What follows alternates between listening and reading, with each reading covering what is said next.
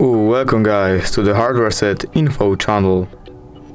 In front of me is Google Pixel 9 Pro XL, and in this video I'm going to show you how to use temperature sensor of Thermometer app on this device. Alright, so firstly we have to open our Thermometer app, so we have to swipe down, and it's right here for me. Now we have to click Object Temperature. Now we have to click on this icon right here, and as you can see, we can measure temperature.